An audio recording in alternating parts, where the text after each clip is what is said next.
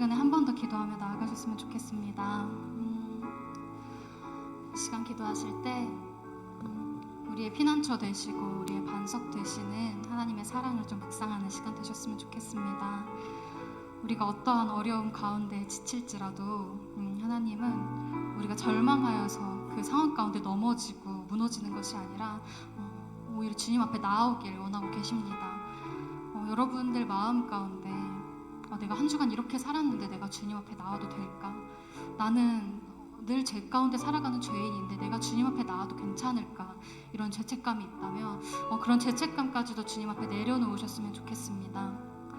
지금 나에게 닥쳐있는 모든 어려움들을 주님 앞에 솔직하게 내려놓으시며 날 사랑하시는 하나님께 나의 모든 발걸음 맡겨드립니다. 여러분들 각자가 지금 가지고 있는 어려움들 하나님께 고백하시며 나의 길 주관하여 주시옵소서. 우리 함께 기도하며 나아갑시다. 주님, 아버지, 내가 주님 앞에 나아가기 원합니다. 나의 모든 상황과 나의 모든 환경보다 나의 모든 문제보다 크신 하나님을 내가 의지하며 나아갑니다. 주님, 주님께서 날 사랑하신다 말씀하셨고 날 끝까지 지키시며 나의 모든 길을 인도하시겠다 말씀하신 주님, 내가 주님의 그 말씀을 의지하며 내가 나아가기 원하오니 나를 붙들어 주시고 아버지, 나와 동행하여 주시옵소서. 내가 주님 앞에 함께 나아가기 원합니다. 아버지, 주님 나를 붙들어 주시옵소서. 내가 주님 앞에 나아가기 원합니다. 아버지, 나의 모든 길을 주관하여 주시고 아버지, 나의 모든 인생길을 아버지 미리 계획하신 주님, 나의 모든 어려움 주님 앞에 고백하며 내려놓으며 나아갑니다. 나를 붙들어 주시고 아버지, 나의 모든 상황과 환경보다 더 크신 주님, 내가 생각하고 내가 바라던 것보다 더 크게 응답하실 주님을 아버지 기대하며 나아가오니 아버지, 나를 인도하여 주시고 나를 붙들어 주시옵소서. 주님, 나아가기 원합니다. 나를 인도하여 주시옵소서.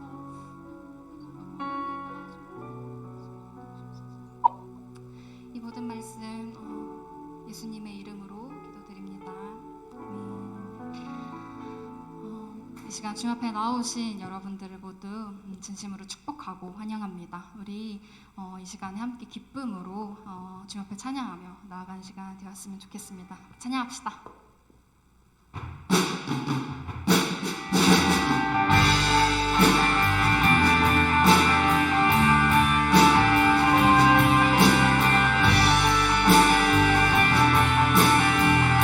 찬양합시다. 나의 공급자,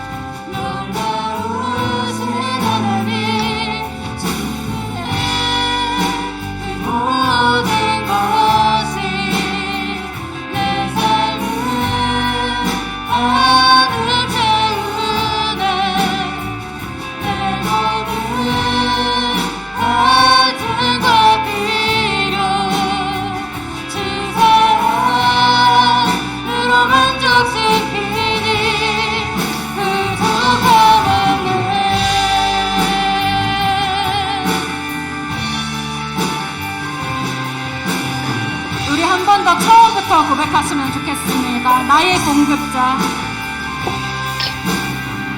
나의 공급자, 또 내 생명, 놀라우신 하나님, 주 나의 상급, 삶의 이유, 모든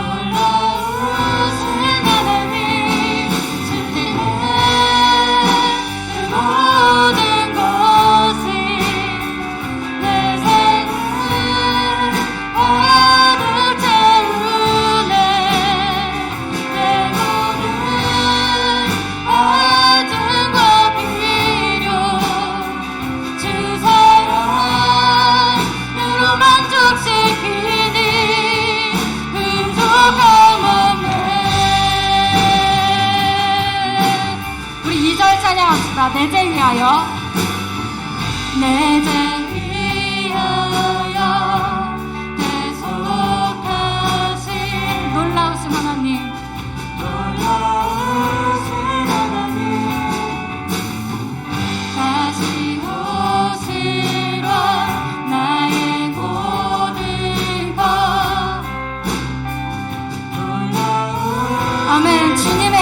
것이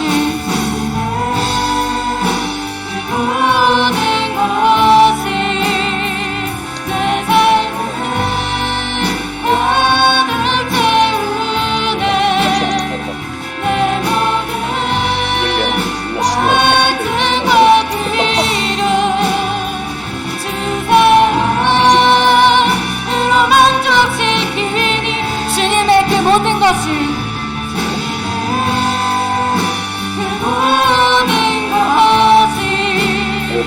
내 삶을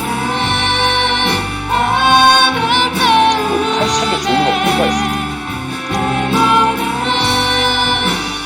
내 모든 갈증과 필요 주 사랑으로 만족시키니 풍족함 없네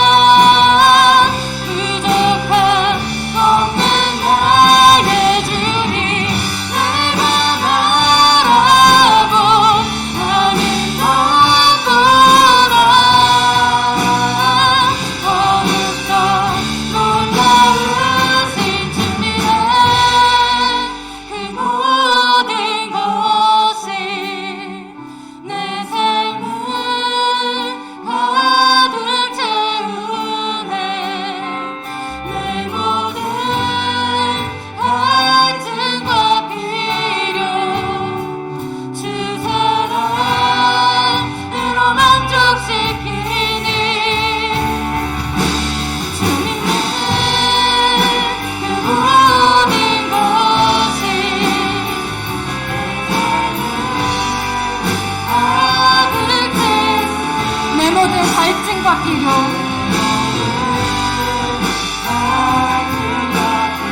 주 사랑으로 만족시키니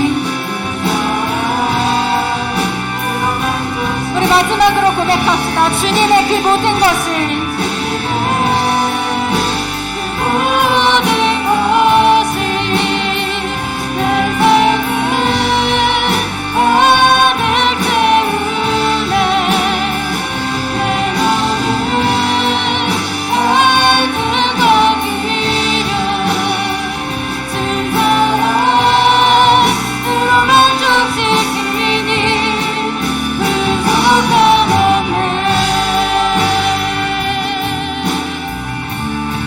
부족함 없네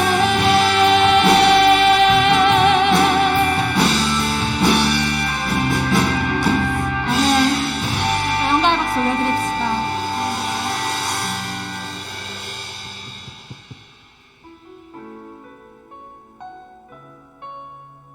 이 시간 우리 처음 함께 부르는 찬양 함께 하실 텐데 가사를 잘 묵상하시면서 이 찬양 함께 고백하셨으면 좋겠습니다.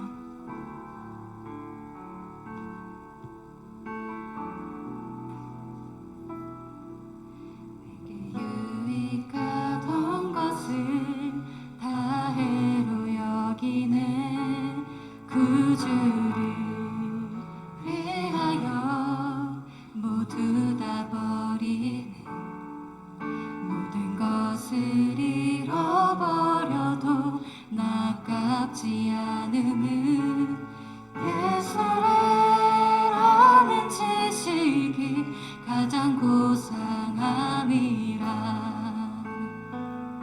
육체를 신뢰하지 않고 육체를 신뢰하지 않고 겸손한 마음으로 부활의 능력과 고난에 참여하며 그의 죽으심을 본받아 그리스도를 얻고 예수의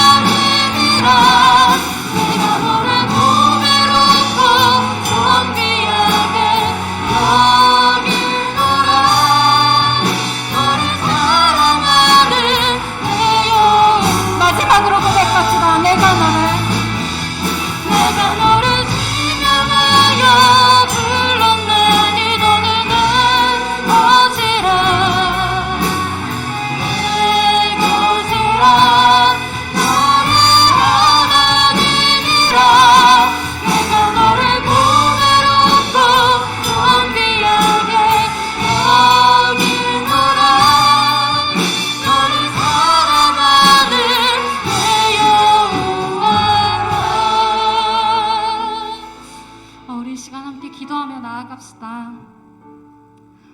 주님, 내가 주님 뜻에 순종하며 나아가기 원합니다. 주님께서 늘 나의 인생을 보호하시고 지키신다 약속하시니, 주님께서 나를 지명하여 부르셨다 주님 말씀하시니, 이 세상의 판단, 나의 계획, 나의 계산 모두 내려놓고 주님 한 분만 의지하며 내가 순종의 그 길 따라 나아가기 원합니다. 하나님이 나를 보내시고 머물게 하신 그 자리 가운데 사모하며 신뢰함으로 나아가길 소망합니다. 이 시간 주님께서 우리를 끝까지 지키시고 붙드심을 의지하고 신뢰하며 순종하며 나아감을 결단하며 함께 기도하며 나아갑시다. 기도합시다. 주님 아버지 주시옵소서. 나아가기 원합니다. 주님 가운데 순종하며 나아가기 원하오니 아버지 내가 있는 모든 길 가운데 나아가게 하여 주시옵소서.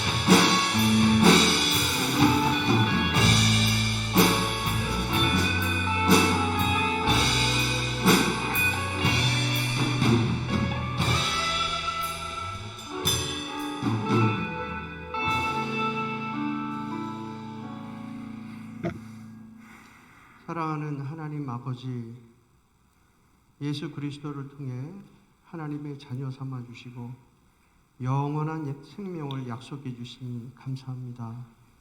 특별히 이 시간 추수감사절을 맞이해서 우리에게 베푸시는 은혜를 하나씩 세어가며 감사로 나가는 시간 되기를 원합니다. 하나님을 마음껏 찬양하고 경배할 수 있는 시간과 장소, 모든 여건을 허락해 주시니 감사합니다. 또한 새로운 예배당을 허락하셔서 아름다운 공간에서 예배할 수 있는 은혜 주심을 또한 감사드립니다. 인자하신 하나님, 우리 삶 가운데 느끼는 좌절과 고민, 갈등, 그리고 관계의 문제들을 주님 앞에 내어놓기를 원합니다. 우리의 은밀한 죄악을 스스로 해결하기가 너무 힘들어 주님께 아뢰옵니다. 주여 긍휼히 여기시고 용서하셔서 우리에게 지혜와 관용의 마음을 또한 허락해 주시옵소서. 주님 앞에 내어놓고 부어주실 때 우리를 가장 잘 알고 돌보아 주시는 주님께서 가장 선한 것으로 채우시고 인도하실 것을 믿고 감사드립니다. 전능하신 아버지, 우리 청년들이 이 세상 풍속과 철학에 휩쓸리지 않고 성경의 시선으로 이 세상을 대하게 하시고 하나님을 경외함이 지식의 근본임을 깨달아서 다니엘같이 요셉같이 우리 주변에 선한 영향력을 끼칠 수 있도록 도와주시옵소서. 어둡고 혼탁한 세상에서 우리 발의 등이요 우리 길의 빛이신 주님의 말씀을 힘써 알고 준행하여 반석 위에 든든히 서는 삶 되게 하여 주시옵소서. 거룩하신 아버지, 우리 덕서교회 청년 공동체가 믿음과 선행을 서로 권면하고 신앙이 자라게 하셔서 또한 서로 돌아보아 그리스도의 몸을 온전히 이루게 해 주시옵소서. 우리가 서로 사랑함으로 주의 제자된 증거를 보이게 해 주시옵소서. 우리 윤성구 목사님과 셀 리더들을 기억하셔서 성령 충만을 통해서 속사람이 강건케 하시고 삶의 모든 영역에서 필요한 부분들을 채워 주시옵소서. 찬양팀과 군에 있는 지체들, 영상으로 예배에 참여하는 지체, 이 시간 이 자리에 함께하는 모든 예배자들을 기억하셔서 그 중심이 주를 사모하는 마음이 가득하도록 축복해 주시옵소서. 수능을 끝나고 이제 수시 면접과 정시를 남겨놓은 우리 청년부에 올라오게 될 고3 학생들을 기억하시고 마지막까지 믿음의 길을 선택하도록 도와주시옵소서. 이 시간 윤성구 목사님을 통해 우리에게 꼭 필요한 말씀을 들려주실 때 우리 마음 활짝 열도록 도와주시옵소서. 삶의 결실을 통해서 주님 기쁘시게 하는 자 되게 해주옵소서. 우리 삶의 감사 제목으로 가득 채워주시는 우리 구주 예수님의 이름으로 기도드립니다. 아멘. 우리 시간 같이 말씀 보도록 하겠습니다. 마태복음 25장 14절부터 30절까지의 말씀입니다. 마태복음 25장 14절부터 30절까지의 말씀입니다.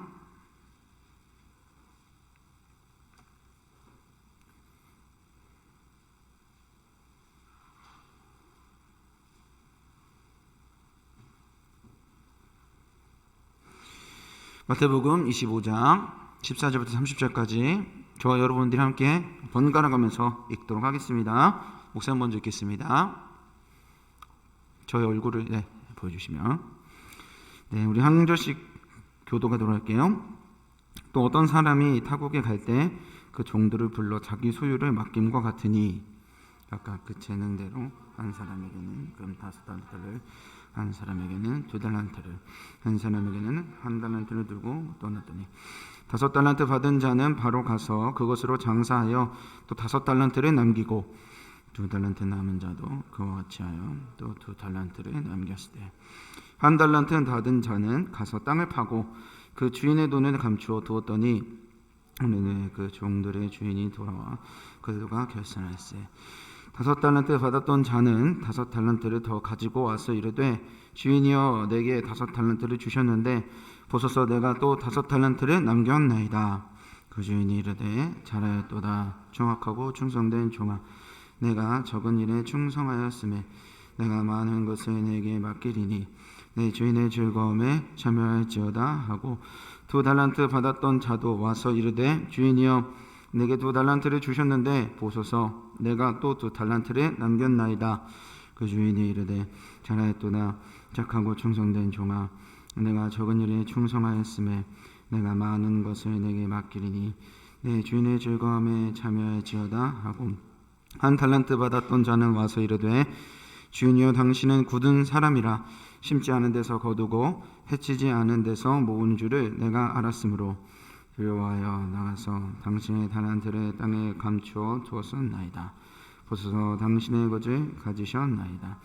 그 주인이 대답하여 이르되 악하고 게으른 종아 나는 심지 않은 데서 거두고 해치지 않은 데서 모은 줄로 내가 알았느냐. 그러면 내가 마땅히 내 돈을 취리하는 자들에게나 아꼈다가 내가 돌아와서 내 원금과 이자를 받게 하였을 것이니라. 그에게서 그 1달란트를 빼앗아 10달란트 가진 자에게 주라. 무릇 있는 자는 받아 풍족하게 되고 없는 자는 그 있는 것까지 빼앗기리라. 같이 읽겠습니다. 이 무익한 종을 바깥 어두운 데로 내쫓으라. 거기서 슬피 울며 이를 갈리라 하니라. 아멘. 반갑습니다 여러분. 이제 11월 셋째 주, 오늘 원래 추수감사 주일인데요. 이번 연도 한 게 뭐가 있다고 벌써 한 해가 다 지나가는 것 같습니다. 한 해를 돌아보는 때가 이제 오게 되는 것 같은데요. 예년 같았으면, 코로나가 아니었으면 이맘때쯤에 이제 주일학교에서도 이제 한 해 동안 열심히 모았던 이 달란트를 가지고 시장을 꼭 열고 했었던 것 같아요. 달란트 시장 다 여러분들 한 번씩 해보셨으리라 생각합니다. 달란트 시장 하면은 준비하는 선생님들도 신나잖아요. 떡볶이도 먹고 남은 간식들도 챙겨가고 뭐 이렇게 할 수 있다 보니까 달란트 시장은 항상 즐거운 기억들이 있었던 것 같습니다.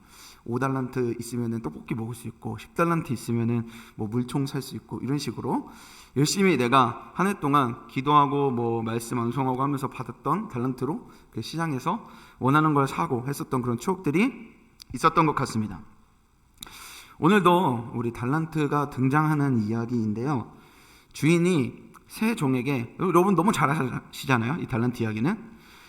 주인이 새 종에게 5달란트, 2달란트, 1달란트를 각각 줍니다. 그리고 그 결과 두 종은 5달란트 받았던 종은 장사를 해서 5달란트의 이익을 남겼고 2달란트를 받은 종도 장사를 해서 2달란트의 이익을 남깁니다. 그리고 마지막 1달란트를 받았던 이 종만 땅에다가 그 달란트를 숨겼다가 주인에게 그대로 돌려주는데 희한하게 장사를 해서 이문 남긴 이 두 종은 칭찬을 받고 땅에 숨겨두었던 종은 엄청 꾸짖음을 당합니다. 여러분이 생각하는 달란트는 무엇인가요? 여러분의 달란트는 무엇입니까? 달란트 하면 우리는 이 달란트를 재물이라고 많이 좀 생각을 하죠. 그리고 달란트를 생각하면 이 탤런트라는 뜻이잖아요. 그래서 재능, 은사 이렇게 우리가 많이 생각하는 것 같아요. 그래서 네 달란트가 뭐야? 그러면 우리가 곧장 알아듣는 말은 은사, 재능, 뭐 네가 가지고 있는 어빌리티, 네 능력이 뭐냐, 이런 걸로 우리가 이해를 하곤 합니다. 그런데 오늘 우리가 이 달란트 비유를요, 그냥 단순한 재능으로만 혹은 돈으로만 우리가 이해를 한다면 이거 되게 이상한 의미가 돼요. 5달란트를 받은 사람이 장사해서 5달란트를 더 가져오니까 칭찬해줬다, 이렇게 되는 구조니까요.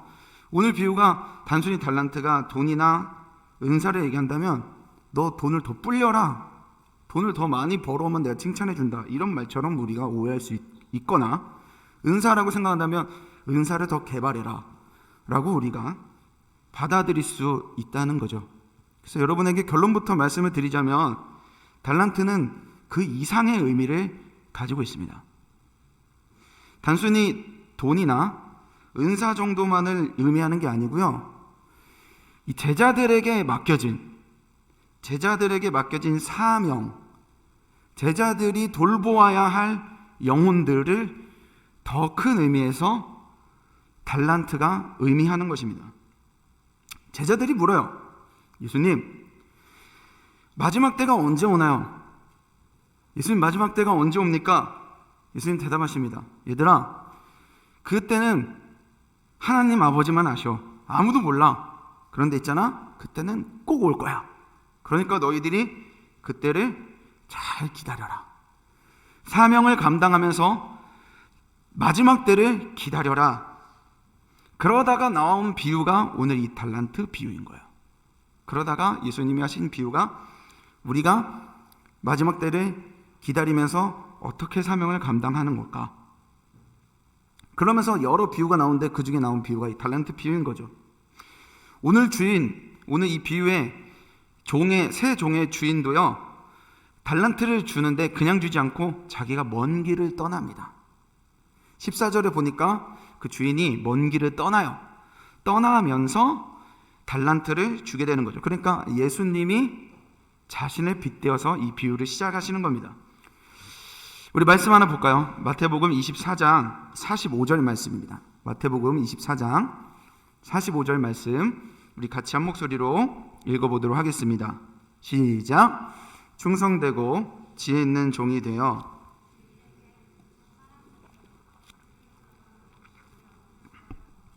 아멘. 이 말씀은요, 달란트 비유를 예수님이 말씀하시기 전에 하셨던 말이에요. 뭐라고 얘기하냐? 다시 한번 45절 보여주실래요?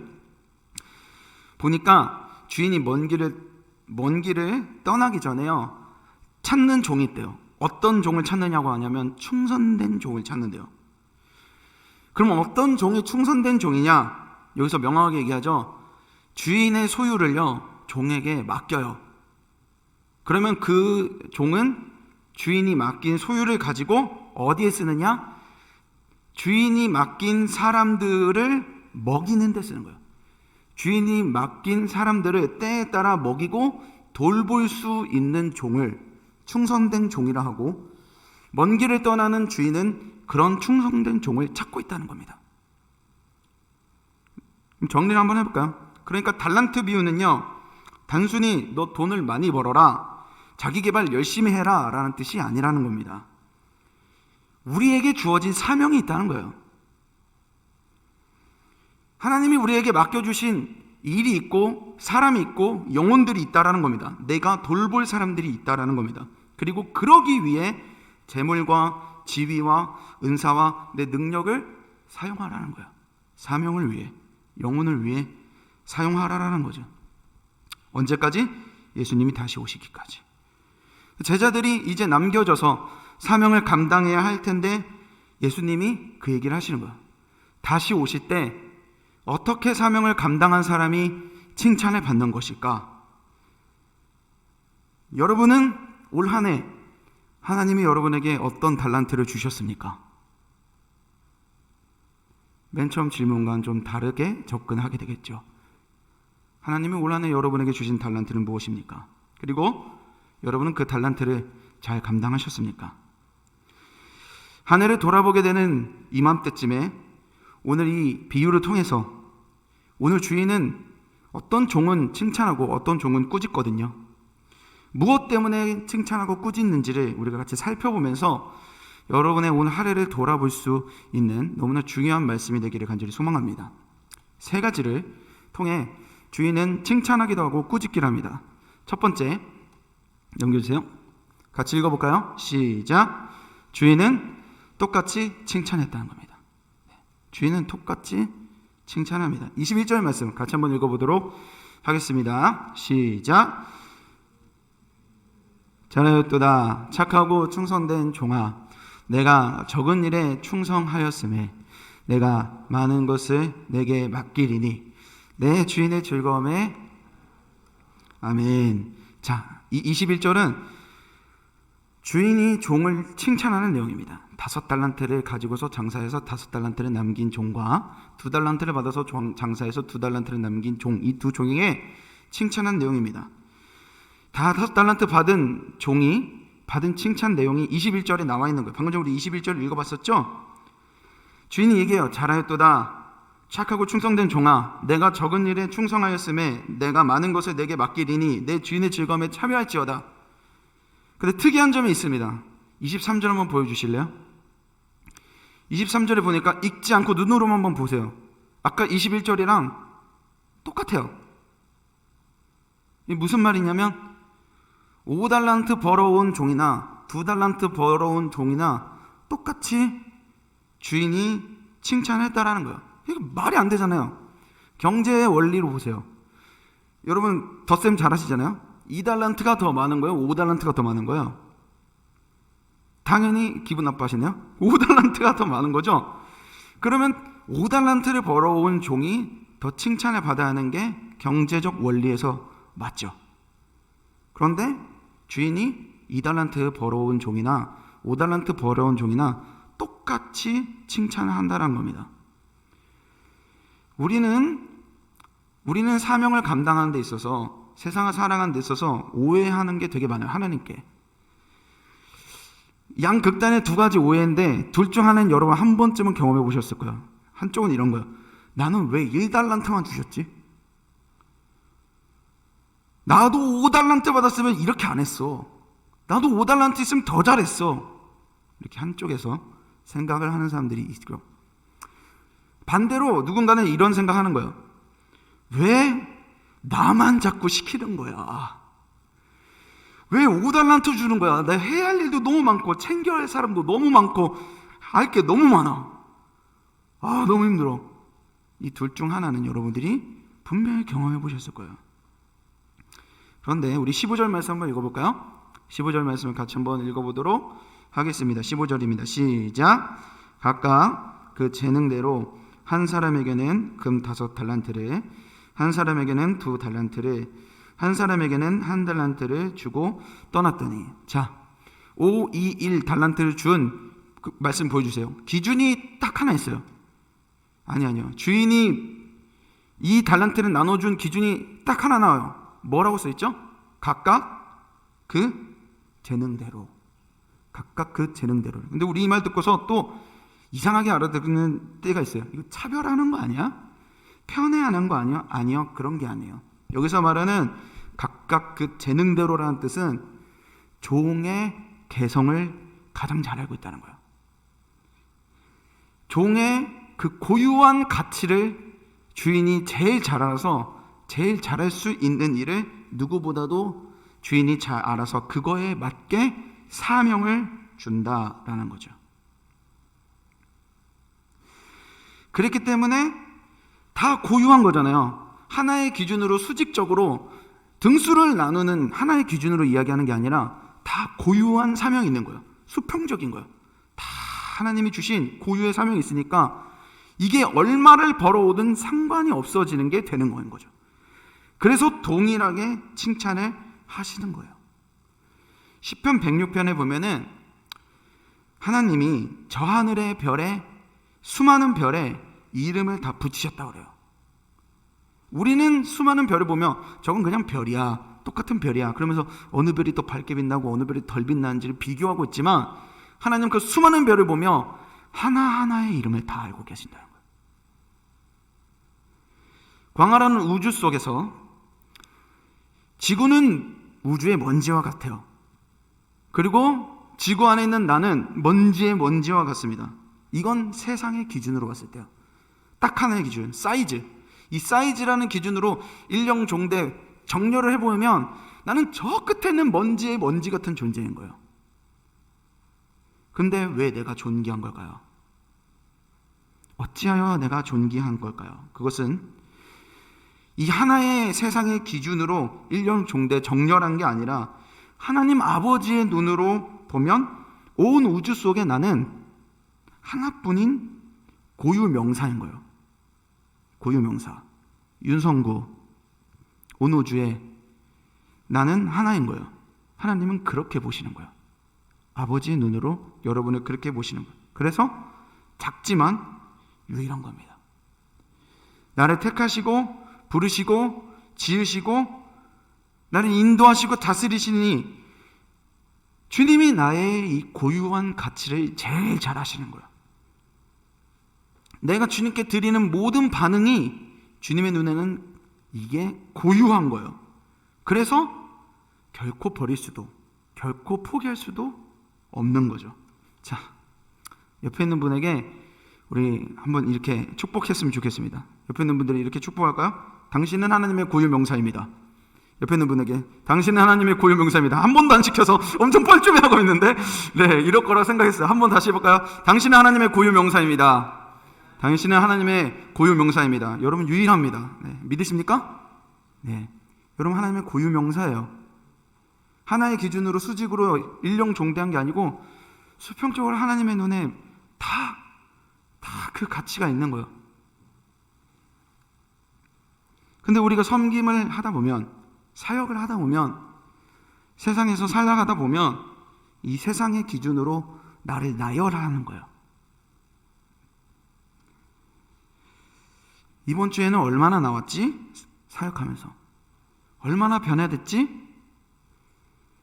공부를 하면 학점을 얼마나 받았지? 내가 성과를 얼마나 냈지? 액수라는 기준으로, 사이즈라는 기준으로, 인원수라는 기준으로, 이 세상의 기준으로 나를 나열하면서 그 안에 포함시키면서 스스로의 가치를 불행하게 스스로 평생 생각하는 거예요. 그러면서 어떻게 해요? 이제 비교하죠. 저 사람은 어떻게 저렇게 잘하지? 저 사람은 어떻게 저렇게 똑똑하지? 저 사람은 어떻게 저렇게 잘 권면하지? 저 사람은 어떻게 저렇게 인싸지? 나는 왜 못 어울리지? 그러나 주인은 종을 종 자체로 봐요. 그게 오늘 우리 첫 번째인 거예요. 주인이 종을 똑같이 칭찬한다. 그거는 종을 그 자체로 본다라는 것입니다. 재능대로, 개성대로 맡기는 거예요. 이 종의 고유한 가치를 알고, 이 종의 고유한 사명을 알고, 그래서 그 결과가 어떻든 세상의 눈으로 보지 않고 고유하게 동일하게 칭찬하신다는 거죠. 두 번째, 주인은 충성을 칭찬합니다. 주인은 충성을 칭찬해요. 목사님, 이 칭찬하는 이유가 얼마나 많이 벌었는지가 아니군요. 알겠습니다. 그러면 뭘로 칭찬하시는 거죠? 충성이에요. 우리 21절 말씀 다시 한번 읽어보도록 하겠습니다. 21절 같이 한 목소리로 읽어보도록 하겠습니다. 시작. 그 주인이 이르되 잘하였도다. 착하고 충성된 종아, 내가 적은 일에 충성하였음에 내가 많은 것을 내게 맡기리니 내 주인의 즐거움에 참여할지어다 하고. 아멘. 자, 목사님, 이 충성이라고 하는데 별로 그렇게 와닿지가 않아요. 여러분, 우리 이제 충성 별로 안 좋은 뜻으로 생각하잖아요. 죽도록 충성하라 이런 단어가 있으니까 뭔가 이 충성하라는 말에 아멘하면 곧 하나님이 나를 정말 미전도 종족에 보내실 것 같고 나 순교시킬 것 같고 하는 그런 어떤 마음의 부담감 때문에 우리가 이 충성에 대해서 마음이 그렇게 좋지만은 않아요. 그런데 이 충성이라는 단어가요, 더 헌신해라, 더 섬겨라, 더 쥐어짜내라 이런 뜻이 아니에요. 충성의 진짜 의미는 넘겨주세요. 어떤 뜻이냐면 진실하다라는 뜻이에요. 충성은 진실하다, 믿음을 지키다라는 뜻인 거예요. 그 어떤 말이에요? 진짜 충성은 주님 앞에 내가 진실한 거예요. 사람들 앞에서도 내가 주님 앞에 선 것처럼 진실하게 살아가는 거예요. 진짜 충성은 뭐예요? 주님께서 나를 믿어주시는, 내가 뭔데 주님이 나를 믿어줘요? 내가 뭔데? 내가 뭔데 주님이 나에게 사명을 주세요?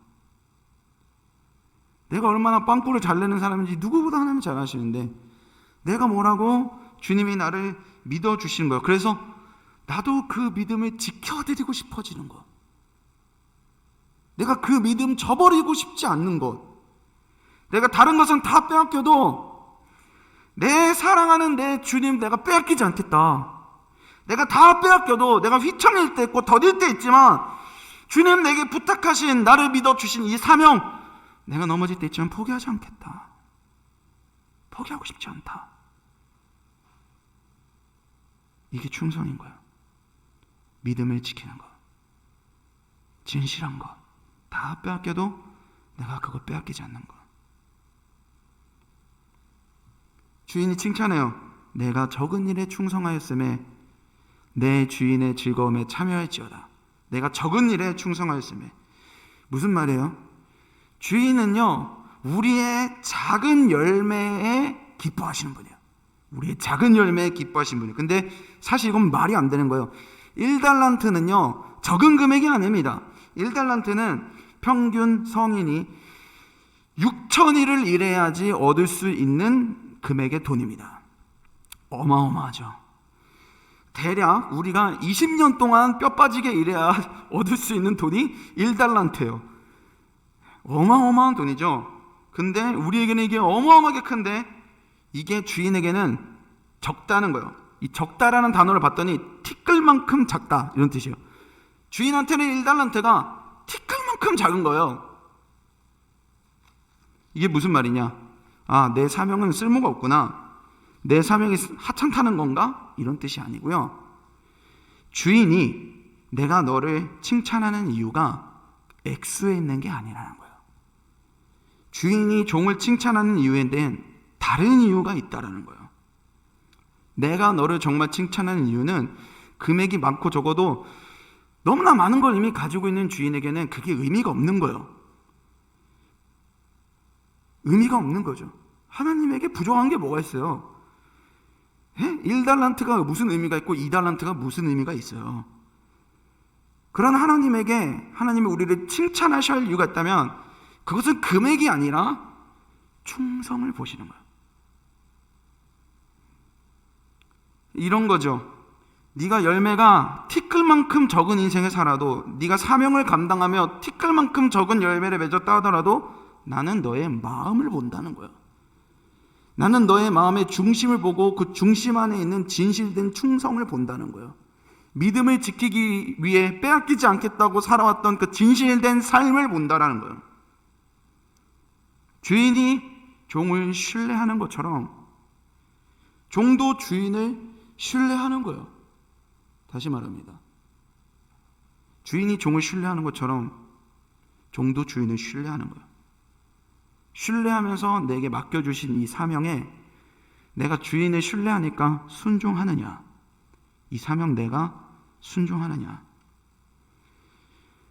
반대로요, 아무리 열매를 많이 맺은 것 같은 인생은 남들이 봐서 다 박수 쳐주는 인생을 살았다 하더라도 주인의 믿음을 지키는 마음이 없다면, 그 마음이 없다면 바리새인처럼 아무리 많은 열매를 맺은 것처럼 보이더라도 그건 하나님의 눈에 아무것도 아니라는 거예요. 5달란트, 2달란트 받은 사람 종이 장사를 했습니다. 이 중에 제가 여러분 다 몰라서 장사를 하고 계시는 분이 있는지 없는지 모르겠지만 장사는 원래 엄청 어렵고 지금 코로나라서 더 어렵잖아요. 자영업 엄청 어렵잖아요. 골목식당, 백종원의 골목식당 여러분 보신 분들은 아마 아실 거예요. 백종원의 골목식당 보면은 자영업이 얼마나 어려운지. 그 골목 식당에 출연하기까지도 얼마나 많은 경쟁 속에서 그 골목 식당에 출연하는 게 결정이 되겠어요. 근데 결정이 되고도 그 골목 식당에서 다 잘 돼요? 또 아니잖아요. 그러니까 자영업하는 게 엄청나게 힘들죠. 그 말은 장사는 실패할 리스크가 크다, 적다? 실패할 리스크가 엄청 크다는 거죠. 장사는. 종들이 장사를 했다라는 건 우리가 사명을 감당하다 보면 반드시 위험을 감수해야 하는 때가 온다는 거예요. 사명을 감당하다 보면 위험을 감수해야 하는 때가 있다라는 거예요. 만약 그렇다면 경제적인 원리로 따지면 이 땅에 묻어놓은 1달란트 땅에 묻어놓은 종이 제일 잘한 거예요. 경제 원리로 따지면 제일 잘한 거잖아요. 적어도 손해는 안 볼 테니까, 적어도 잃지는 않을 테니까. 그러니까 어떻게 보면은 제일 잘한 거는 1달란트를 땅에다 숨겨둔 종일 거란 말이에요. 그런데 주인이 칭찬하는 유일한 이유가 액수가 아니라 충성인 거예요. 마음을 보는 거예요. 중심을 보는 거라는 거죠. 아까 우리 살폈잖아요. 이익을 많이 가져와도, 더 많이 가져와도 칭찬이 달랐어요, 똑같았어요? 5달란트, 2달란트 칭찬이 달랐습니까? 똑같았습니까? 똑같았죠. 그 말은 반대로 내가 장사를 하다가 혹여나 손해를 보게 되더라도 주인의 입장에서 1달란트, 2달란트 티끌같이 느껴지는 주인의 입장에서 하나님이라면 그 사람이 진실하게, 신실하게 사명을 감당했다면 똑같이 칭찬했을 거라는 거예요. 손해를 보았더라도 그 사람이 사명을 진실되게, 신실하게 감당했다면 그 중심을 보시고 똑같이 칭찬했을 거라는 거예요. 이게 여러분한테 꼭 해결되었으면 하는 문제입니다. 목사님, 5달란트 받은 사람 장사해서 5달란트 벌어왔으니까 칭찬받은 거죠. 이렇으면 똑같이 혼났을걸요? 아니라는 거예요. 그 얘기가 아니라는 거예요. 지금 X로 따지는 게 아니라는 거예요. 이건 뭐랑 정반대 이야기를 하는 거냐면요, 세상의 가치랑 정반대 이야기를 하는 거예요. 더 벌어오면 더 칭찬하고 못 벌어오면 혼내는 게 세상의 가치잖아요. 이거에 정반대인 거예요. 천국의 법칙이 정반대인 거예요. 그러니까 이게 우리에게 너무 생소한 거죠. 생소하고 잘 받아들여지지가 않는 거예요. 마지막 세 번째, 주인은, 넘겨주세요. 세 번째 보여주세요. 주인은 거짓된 오해를 꾸짖습니다. 방금 전에 주인이 칭찬하는 이유가, 기준이 세상의 가치관이랑 역행한다고 했잖아요. 반대로 간다고 했잖아요. 이게요, 칭찬하는 기준 말고 꾸짖었던 기준에 더 잘 드러나요. 꾸짖은 이유, 세상의 가치관으로 보면은 얘가 손해를 보면 혼나야 되는 거잖아요. 그렇죠? 돈을 잃으면 혼나야 된단 말이에요. 그런데 주인이 지금 1달란트를 땅에 묻었었던 이 종을 혼내는 이유가요, 손해를 보았기 때문에 혼내는 게 아니에요. 어이가 없잖아요. 경제 원리로 따지면 너무 황당한 거예요. 내가 돈을 잃은 게 없거든. 원금 그대로 가져다 드렸거든. 근데 내가 왜 혼나는 거지? 주인이 혼내는 거예요. 오히려 내가 안정적인 현명한 방법을 선택한 건데 왜 혼나는 거지? 26절, 우리 26절 말씀에 같이 한번 읽어보도록 하겠습니다. 26절입니다. 시작. 그 주인이 대답하여 이르되,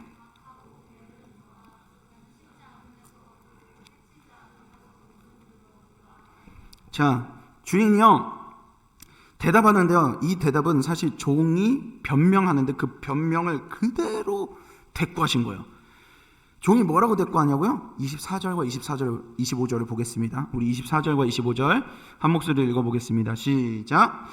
한 달란트 받았던 자는 와서 이르되, 주인이여, 당신은 굳은 사람이라 심지 않은 데서 거두고 해치지 않은 데서 모으는 줄을 내가 알았으므로 두려워하여 나가서 당신의 달란트를 땅에 감추어 두었었나이다. 보소서, 당신의 것을 가지셨나이다. 지금 이 종의 변명이 어떤 변명이냐면요, 이런 거예요. 별로 이 말 듣자마자 안 좋아하는 사람이 있을 수 있는데, 코끼리를 냉장고에 넣는 방법 아세요? 우리 직장인들은 엄청 공감하면서 싫어하는 말일 수 있습니다. 코끼리를 냉장고에 넣는 방법. 17세기에 나온 그 비유라고 하는데요. 확률적으로 따져서 어떻게 하면 코끼리를 넣을 수 있을까? 통계학적으로, 과학적으로, 수학적으로 어떻게 해서 이렇게 어떻게 하면 코끼리를 냉장고에 넣을 수 있을까? 아니요. 그런 이야기를 하는 그 비유가 아니에요. 이 코끼리를 냉장고에 넣는 방법은 냉장고를 열어요. 그리고 코끼리를 들어갈 때까지 집어넣습니다. 그 얘기를 하는 거예요. 지금 종의 변명이 이래요. 종이 주인을 어떻게 이해했냐면 이런 무지막지하고 폭군이고 없는 것에서 있는 걸 달라고 하고 착취하는 주인으로 오해했던 거예요. 씨앗을 뿌리지도 않은 데에서 이런 황무지 같은 곳에서 풍성한 수확을 강요하시는 분으로 오해하는 거예요. 이해타산을 따지면서 부당하게 구는, 못살게 구는 폭군으로 오해를 하고 있는 거예요. 그러니까 이 종이 어떻게 머리를 굴리냐면, 내가 장사를 했다가 손해를 보면 분명히 내가 주인한테 털릴 거야. 그러니까 땅에 감춰두었다가 원금 상환이라도 내가 해야겠다. 이렇게 생각했던 거죠. 근데 이건 주인을 아주 띄엄띄엄 보는 겁니다. 이건 종이 주인을 아주 띄엄띄엄 봤다는 뜻입니다. 10달란트를요 티끌처럼 여길 만큼 산전수전 다 겪으며 부를 이루어 놓은 이 주인입니다. 달란트 아무것도 아닌 주인이에요.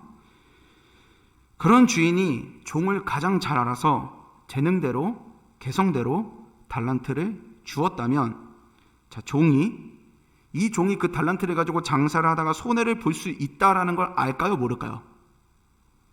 손해를 볼 수 있다는 걸 주인이 알겠어요, 모르겠어요? 당연히 알겠죠. 잘 와닿지 않나요? 다시 골목식당 얘기를 할까요? 백종원이 골목식당 사장에게 기회를 줘요. 그러면 백종원이 이 골목식당 사장이 100% 이 기회를 잘 살릴 거라고 확신할까요? 아니요. 반드시 실패할 수도 있다는 것도 염두할 거라는 거예요. 그리고 실제로 골목식당 실패하는 식당들 많이 있잖아요. 백종원이 그걸 모르겠어요? 알겠죠. 그런데 당연히 알면서도 그 달란트를 준 거예요. 좀 더 합리적으로 얘기할까요? 정말로 주인이 경제 이익을 따졌다면, 논리로 따졌다면, 손익을 따졌다면 애초에 종에게 맡기지 말아야 돼요. 그렇잖아요. 종에게 맡기지 말았어야 돼요. 자기가 직접 장사를 하든지 아니면 더 전문가에게 맡겼어야 했다는 거예요. 그런데 종에게 줬다는 건 뭐예요? 분명히 이걸 잃는 일이 있다는 걸 안다는 거죠. 그러니까 완전히 이 종이, 달란트를 숨겨둔 종이 주인을 완전히 띄엄띄엄 봤다는 거예요.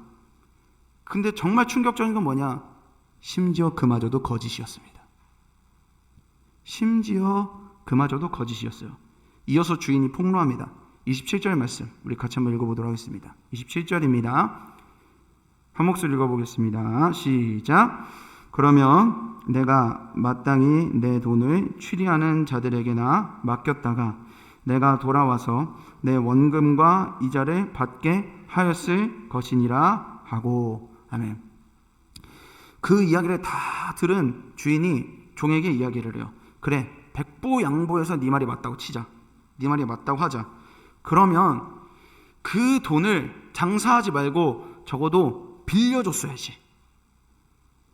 땅에 묻지 말고 빌려줬어야지. 그러면 이자라도 받았을 것 아니냐. 그 완전히 종의 한 말의 논리가 다 말이 안 되는 거죠. 너가 적어도 빌려주기로 했다면 이자라도 벌었을 거 아니야. 너는 사명에 대한 최소한의 행동조차 하지 않았다는 거예요. 사명에 대한 최소한의 행동조차 하지 않았다. 그것은 그냥 행동을 안 한 것이 문제가 아니라 그것은 나에 대한, 사명을 너에게 준 나에 대한 최소한의 신뢰가 없었다는 거예요. 티끌만큼의 신뢰도 네가 나에게 없었다라는 거예요. 티끌만큼의 네가 나에 대한 존중이 없었다는 거예요. 사명을 준 주인에 대한 존중이, 사명을 준 주인에 대한 신뢰가, 친밀한 관계가 한 달란트를 받을 만큼 오래 있었겠죠. 근데 그 종은 없었다는 거예요. 없었다는 거예요. 주인은 종을 믿었지만 종은 주인의 믿음을 지켜낼 마음이 없었어요. 그래서 주인이 종에게 너는 악하고 게으른 종이다 라고 말하는 겁니다. 너 더 열심히 하지 않았어. 그래서 게을러. 이 얘기를 하는 게 아니라 애초에 신뢰 관계가 없었던 거예요. 하나님이 우리를 때로는 주목받게 할 때가 있고요. 때로는 묵묵히 서포트하는 자리에 세우실 때가 있어요. 그때 하나님이 우리를 부르시는 사명의 자리가 다 다릅니다. 장소도 때도 다 다양해요. 근데 우리가 그때와 이유를 다 이해할 수 없지만 무엇이 신앙입니까? 그 사명의 자리에 세운 하나님을 신뢰하는 거죠. 그 하나님이 선한 목자이시니까, 그 하나님이 내 아버지시니까, 그 하나님이 나 하나 살리겠다고 십자가 지셨으니까 그런 분이라면 내게 남겨진 사명도 책임지실 분이란 걸 신뢰하는 거예요. 내게 사명을 주시면 그냥 주시지 않을 거란 걸 신뢰하는 거예요. 내게 사명을 주시면 그걸 감당할 수 있도록 나를 지키시고 인도해 가실 거라는 걸 신뢰하면서 내딛는 거예요. 그게 신앙이죠. 우리는 믿음과 신뢰를 따로 생각해요. 내가 십자가 은혜를 받아서 내 죄는 사함 받았다라는 그 구원의 은혜를 믿는 것. 와, 내가 예수님 믿었어. 믿었으면 믿음과 신뢰는 하나로 가는 거예요. 내 삶에서 나를 이끌어가는 하나님을 계속 신뢰하는 거예요. 신뢰하면 내가 내딛어야 할 걸 내딛는 거죠. 성경에 그런 사람들로 넘쳐납니다. 그런 사람들로 넘쳐나요. 홍해 앞에서 아무것도 안 보이는데 모세가 지팡이를 내밀 때, 아브라함이 이해가 되지 않는데 산으로 아들을 바치러 올라갈 때, 자신의 계획과 정반대인데 성령님이 마게도니아로 가라고 하는 그 음성에 사도 바울이 순종할 때, 다 보였고 다 계산 끝나서 가는 게 아니었던 때가 너무나 많았어요. 말씀 마치겠습니다. 다시 여러분에게 물어보겠습니다. 한 해를 돌아보며 하나님이 여러분에게 허락하신 달란트는 무엇이 있습니까?